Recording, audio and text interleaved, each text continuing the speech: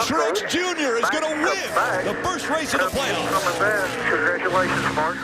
Martin Truex Jr. took the checkered flag in the first round of the playoffs at Chicagoland.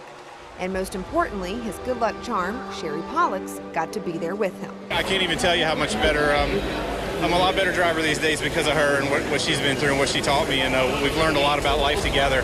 Standing on a frozen ground, dreaming of you. To hear him say that, you know, you've made him a better driver and you've taught him so much. I'm sure you've had many conversations like that, but just to be in that moment and hear that, you know, how does that make you feel? Well, actually, what's funny about you saying that is we haven't really had a lot of conversations like that. So for me to hear him say that on national television is really cool. I was trying really hard not to cry. We continue to face every challenge head on, not scared. We get after it. And we live every day like just like we want to, and we have fun. It's really special to think that I could be an inspiration to somebody like him. I always look up to him and the way he holds himself, and you know that he's just so, I don't know, Martin's character is so calm all the time. He's always my rock. So to see him say that about me is really cool. That's exactly what Martin Truex Jr. wants. I think it's, you know, we've had conversations about it making him a better driver. I think that is just, you know, a testament to what we've been through, and you think you're having a bad day until you know what it's really like to have a bad day. You know, when you're fighting a disease or you see those kids that are battling cancer, and then it changes your perspective on everything. So I think that's part of what's made him a better driver.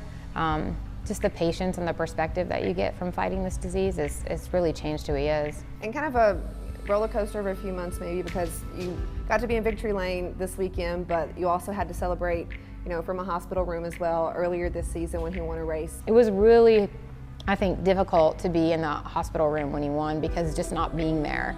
And it wasn't like I made a choice to not be there. You know, I couldn't be there because I was home recovering in the hospital. So that race was hard, but I had all my family there, and we were cheering on the hospital floor that I was on. I think we woke up half the patients and the nurses that were there that night, but it was cool to watch it on TV and hear Martin talk about me then too. And he came and got me the next morning and brought me home, and we celebrated on Sunday, so it was pretty neat. You gotta say hi to Sherry back home.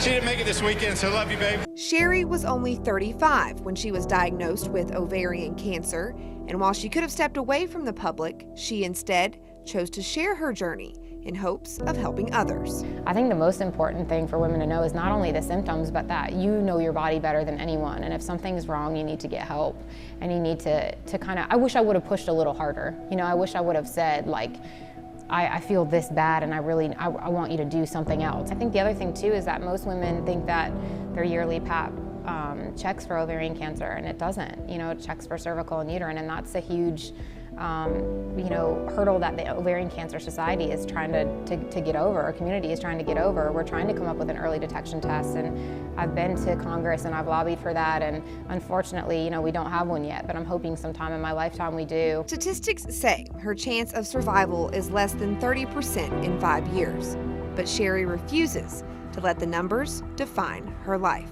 I kind of got to a place where I just didn't, you don't believe that that's going to be you. You just believe you're going to beat the odds. You believe you're going to be different. I had a girlfriend take me to lunch not long after I was diagnosed, and we were talking about survival rates, and I was having a hard time with it, and she was like, oh, well, so what do you think my chance of survival is over the next 5 years? And I was like, I don't know. And she's like, you're right, you don't know.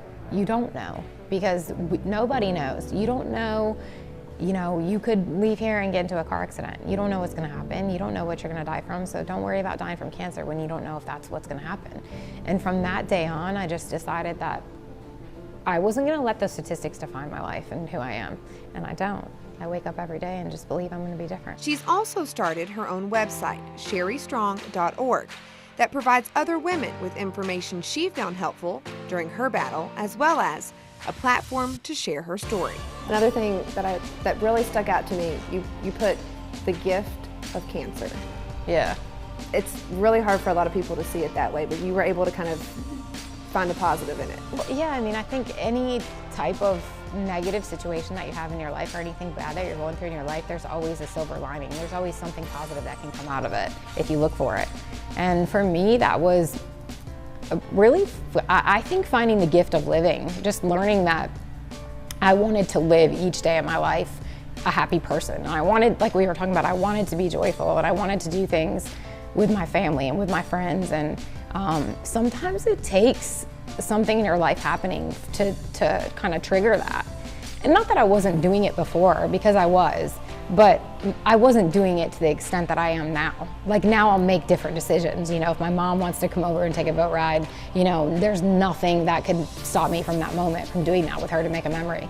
I feel that way about everyone in my family and about Martin and my friends. And so it definitely gives you the gift of life, I think. And I know people think that's so funny, but I think that there's a lot of cancer patients that feel that way.